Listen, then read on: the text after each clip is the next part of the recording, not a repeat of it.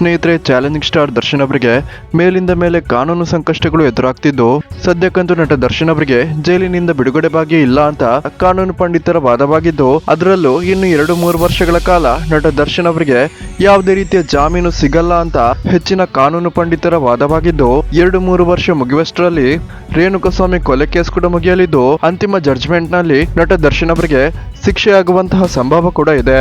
ನಟ ದರ್ಶನ್ ಪರ ವಕೀಲರು ಇದರ ವಿರುದ್ಧವಾಗಿ ಹೇಳಿಕೆಯನ್ನ ಕೊಟ್ಟಿದ್ದು, ನಟ ದರ್ಶನ್ಗಿಂತಲೂ ತುಂಬಾನೇ ಭಯಾನಕವಾದ ಕೊಲೆ ಕೇಸ್ನಲ್ಲಿ ಅದೆಷ್ಟೋ ಆರೋಪಿಗಳು ಈಗಲೂ ಕೂಡ ಜಾಮೀನಿನಲ್ಲಿ ಹೊರ ಇದ್ದಾರೆ. ಕೆಲ ರೌಡಿ ಶೀಟರ್ಗಳ ಮೇಲೆ 2-3 ಕೊಲೆ ಕೇಸ್ ಇದ್ದು ಅಂತವರನ್ನು ಕೂಡ ಜೈಲಿನಿಂದ ಹೊರಬಿಟ್ಟಿದ್ದಾರೆ.